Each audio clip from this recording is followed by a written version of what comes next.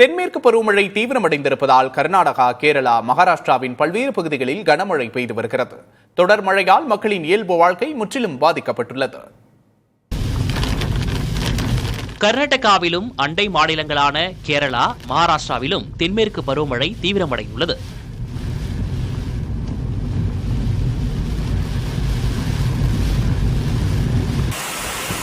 கர்நாடகா, மகாராஷ்டிரா மாநில எல்லையில் இருக்கும் பெலகாவியில் கடந்த 2 நாட்களாக கனமழை பெய்து வருகிறது.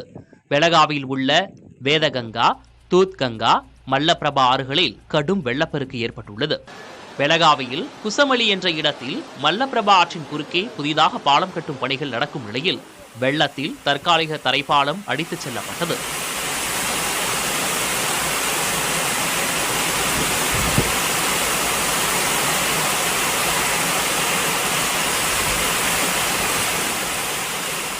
தரைப்பாலம் இடிந்ததால் சோர்லா மலைப்பகுதி வழியாக பெலகாவி, கோவா இடையில் போக்குவரத்து முற்றிலும் துண்டிக்கப்பட்டுள்ளது.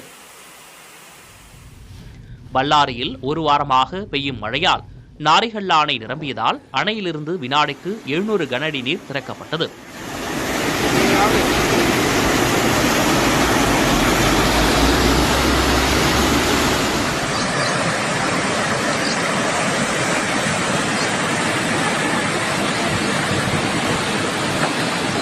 இதனால் ஆற்றில் ஏற்பட்ட வெள்ளப்பெருக்கால் வெங்காயம், சோளம், கரும்புகள் நீரில் மூழ்கின.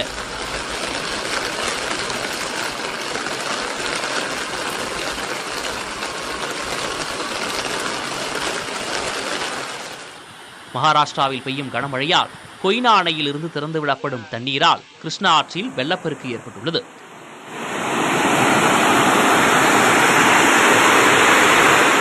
கடலோர மாவட்டமான தட்சிண கன்னடாவின் மங்களூருவில் கனமழை கொட்டி தீர்த்தது.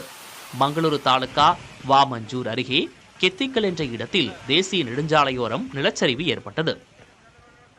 ராட்சச பாறைகள் உருண்டு சாலையில் விழுந்தன.